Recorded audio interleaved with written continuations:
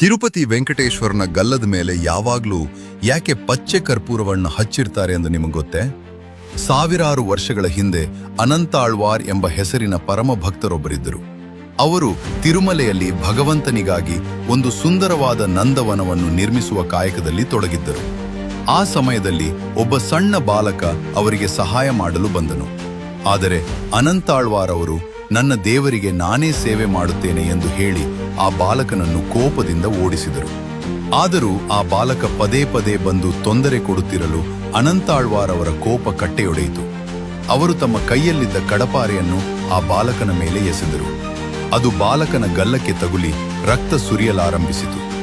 ಬಾಲಕ ನೋವಿನಿಂದ ಅಲ್ಲಿಂದ ಓಡಿಹೋದನು. ಮರುದಿನ ಬೆಳಗ್ಗೆ ಅನಂತಾಳ್ವಾರ್ ದೇವಸ್ಥಾನಕ್ಕೆ ಹೋದಾಗ ಅವರಿಗೆ ಭೀಕರ ಆಘಾತ ಕಾದಿತ್ತು. ಅಲ್ಲಿ ಗರ್ಭಗುಡಿಯ ಮೂಲ ವಿಗ್ರಹವಾದ ವೆಂಕಟೇಶ್ವರನ ಗಲ್ಲದಿಂದ ರಕ್ತ ಸುರಿಯುತ್ತಿತ್ತು. ಆಗಲೇ ಅವರಿಗೆ ಸತ್ಯದ ಅರಿವಾದದ್ದು. ತನಗೆ ಸಹಾಯ ಮಾಡಲು ಬಂದ ಆ ಬಾಲಕ ಬೇರೆ ಯಾರೂ ಅಲ್ಲ, ಸಾಕ್ಷಾತ್ ಆ ವೆಂಕಟೇಶ್ವರನೇ ಆಗಿದ್ದನು.